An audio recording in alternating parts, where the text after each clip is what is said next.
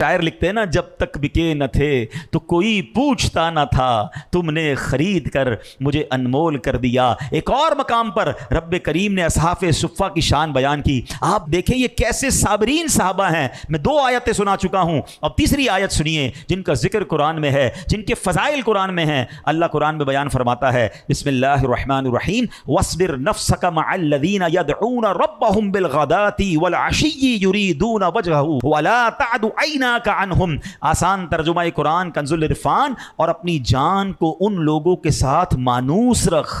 अल्लाह अपने हबीब से क्या फरमा रहा है? उनके साथ अपनी जान को मानूस रख जो सुबह शाम अपने रब को पुकारते हैं, उसकी रज़ा चाहते हैं और तेरी आंखें इन्हें छोड़कर औरों पर न पड़े। अल्लाह अकबर। अब क्या फरमाया? वस्बिर नफ्सका, ए महबूब खुद को असहाबे सुफ़ा के साथ मानूस रखिए। वला तअदु ऐनाका अनहुम, अपनी मुकद्दस मुबारक निगाहें उनसे मत हटाइए। अल्लाह अकबर। नबी पाक को कुरान हुक्म दे रहा है, रब हुक्म दे रहा है कि महबूब इन्हें नज़रों में रखिए, इन पर अपनी निगाह रहमत जारी रखिए। साहबे सुफ़ा की किस्मत पर हमारी जाने कुर्बान। आज 1400 साल बाद वाले हम मुसलमान क्या चाहते हैं कि एक निगाह करम पड़ जाए, एक बार तवज्जो हो जाए, एक बार सरकार की निगाह पड़ गई। वो कहते हैं ना शायर, याद रखो अगर उठ गई एक नज़र, जितने खाली हैं सब जाम भर जाएंगे। मेरे आका की निगाह पड़ना, एक बार किसी पर निगाह पड़ जाए उसके काम बन जाएं। असहाबे सुफ़ा के बारे में कुरान फरमा रहा है, महबूब इनसे निगाहें नहीं हटानी हैं, इन पर निगाहें रखनी हैं, इन पर ख़ास तवज्जो रखनी है। काश असहाबे सुफ़ा के सदके हम गुनाहगारों पर भी करम हो जाए, हम पर भी एक ऐसी निगाह पड़ जाए। वो शायर लिखते हैं ना, खुशा किस्मत वो दम भर को जो नज़र ज़िंदगी बख्शें, खुशा किस्मत वो दम भर को नज़र ज़िंदगी बख्शें, ये आलम ज़िंदगी का ज़िंदगी भर हो तो क्या कहना। सुभान अल्लाह। अब यहाँ एक और बात, असहाबे सुफ़ा के बारे में कुरान ने क्या कहा? वस्बिर नफ्सका, ए महबूब खुद को असहाबे सुफ़ा के साथ मानूस रखें। अब नबी पाक अलैहिस्सलाम पहले तो करम फरमाते थे, अब प्यारे आका अलैहिस्सलाम ने जब ये आयत नाजिल हुई ना, तो आपका बैठना उठना ही असहाबे सुफ़ा के साथ हो गया। यानी नबी पाक उनके साथ बैठते थे, कहीं जाना होता तशरीफ ले जाते, फिर आकर वहीं तशरीफ फरमा होते थे हैं। और जब तक असहाबे सुफ़ा उठकर नहीं जाते थे, सरकार दो आलम अलैहिस्सलाम उनके पास बैठे रहते, मेरे आका भी कहीं नहीं जाते थे। हाय हाय हाय। असहाबे सुफ़ा के बारे में बहुत कुछ सुना था, मगर ये जो कुरान पाक की आयत के ज़रिए सुन रहे हैं, उनसे मोहब्बत में और इजाफा हो गया है कि ये कैसे लोग हैं जिनके साथ नबी पाक को कहा जा रहा है कि इनके साथ मानूस हो जाएं, अपनी निगाहों में इन्हें रखें, इनको अपने आप से दूर ना करें। लेकिन वजह क्या थी? कुरान कहता है सुबह शाम अपने रब को पुकारते हैं और उसकी रज़ा चाहते हैं। ये चीज़ याद रखनी। अगर अल्लाह की रहमतें चाहिए ना, तो ये वस्फ है असहाबे सुफ़ा। Why there are so much superior? Because वो इबादत करते थे सुबह शाम अल्लाह को पुकारते थे। मैं और आप अब अपने बारे में सोचें, हम क्या करते हैं? वो गरीब हैं, पहनने को कपड़े नहीं हैं, खाने को खाना नहीं है, रहने को घर नहीं है, मगर सुबह शाम अल्लाह रसूल की बातें हैं, सुबह शाम इल्म दीन, सुबह शाम इबादत। मेरे पास कपड़े भी हैं, घर भी हैं, खाना भी है, पैसे भी हैं और नमाजें भी कज़ा हो रही हैं।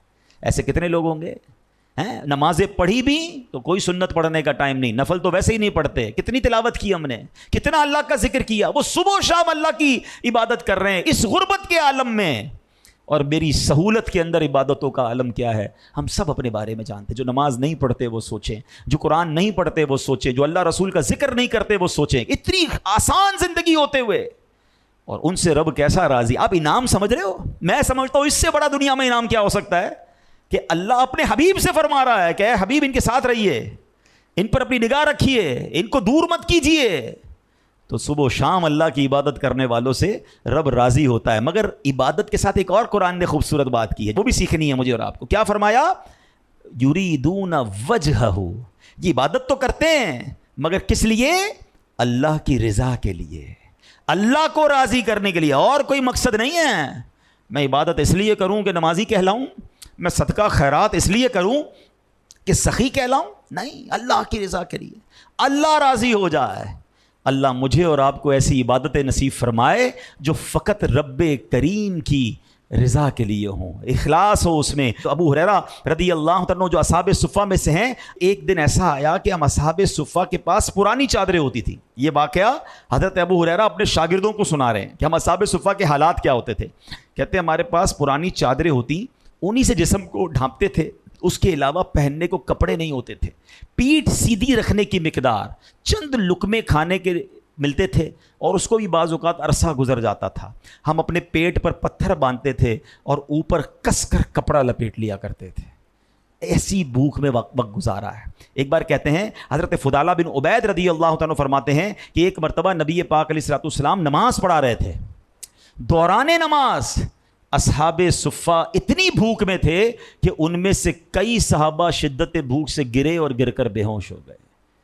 آپ بھوک کا عالم سوچے کہ اچھا پھر اس میں ایک اور خوبصورت بات، کس عالم میں بے ہوش ہوئے، کیا کر رہے تھے بتائیے نا، نماز پڑھ رہے تھے، یعنی بھوکے اتنے کہ کھڑا نہیں ہو جا رہا مگر نماز پھر بھی نہیں چھوڑ رہے، اور نماز کے عالم میں بے ہوش ہو گئے۔ اور ہمارا حال کیا، یار آج تھوڑا سا سر میں درد ہے، کل سے نماز پڑھ لوں گا، تھوڑا سا طبیعت ٹھیک نہیں ہے، بس اگلے جمعے سے پڑھ لوں گا، بس یار آپ چلیں، میں بس بعد میں پڑھ لوں گا، بہانہ ڈھونڈتے ہیں یار نماز قضا کرنے کا۔ اور یہ ہے کہ جو بھوک سے برا حال ہے، شکوہ نہیں ہے کہ یا اللہ ہم تیرے نبی کے صحابی ہیں، عبادت کرتے ہیں تیری، صبح شام تجھے پکارتے، کھانا تو بھجوا دے، نہیں راضی ہیں، مانگتے بھی نہیں ہیں کسی سے، بات بھی نہیں کرتے ہیں۔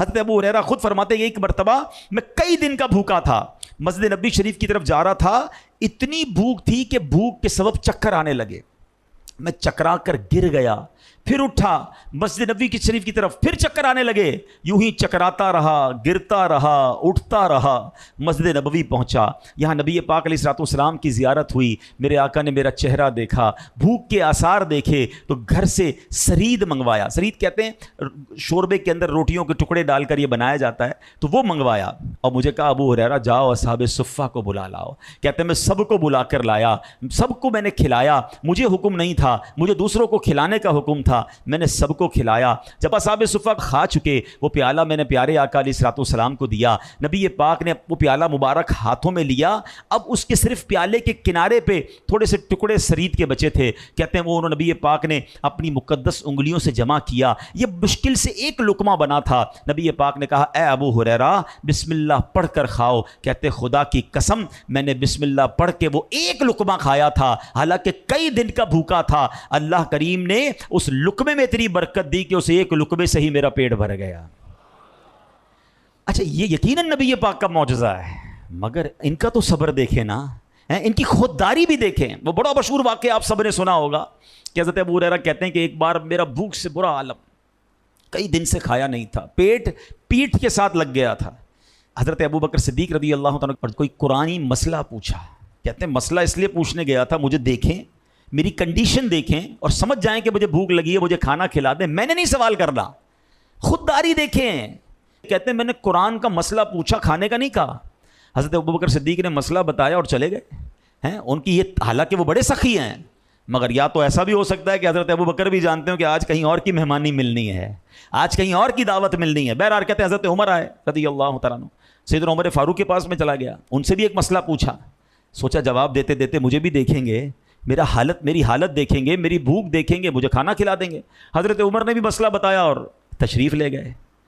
کہتے میں حیران ہو گیا، بہرحال اب سرکار دو عالم علیہ الصلوۃ والسلام کی بارگاہ میں حاضر ہوا، کہتے سبحان اللہ، میرے آقا تو دل کے حالات بھی جانتے ہیں نا۔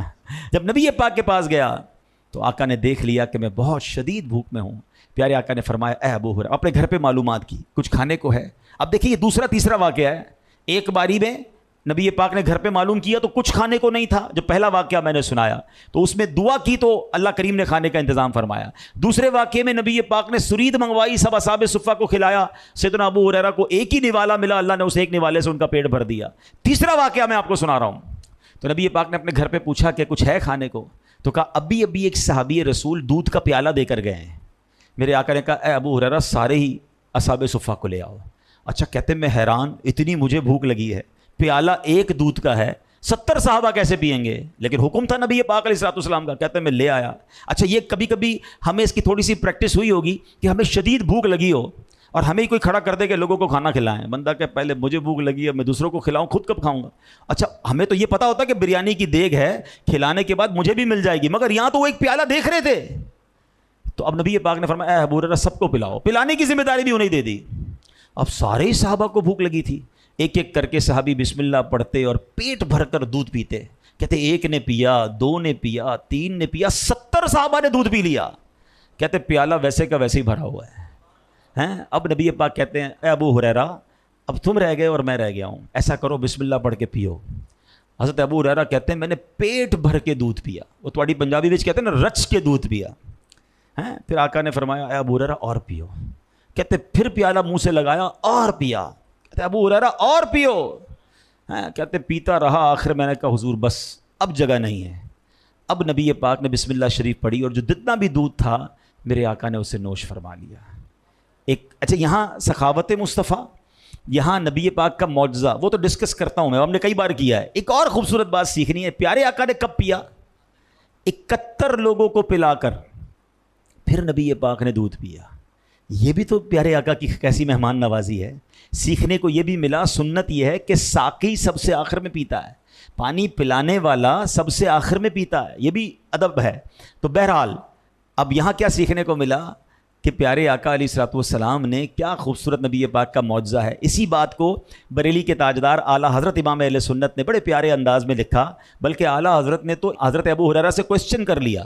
آپ کہتے ہیں کیوں جناب ابو ہریرہ, تھا وہ کیسا جام شیر؟ شیر کہتے ہیں فارسی زبان میں دودھ کو, پیالہ جام. کہتے ہیں اے ابو ہریرہ ہمیں بھی تو بتاؤ وہ دودھ کا پیالہ کیسا تھا. کیوں جناب ابو ہریرہ, تھا وہ کیسا جام شیر جس سے 70 صاحبوں کا دودھ سے منہ پھر گیا. وہ کیسا پیالہ تھا کہ 70 صحابہ نے دودھ پیا اور سب کا پیٹ بھر گیا.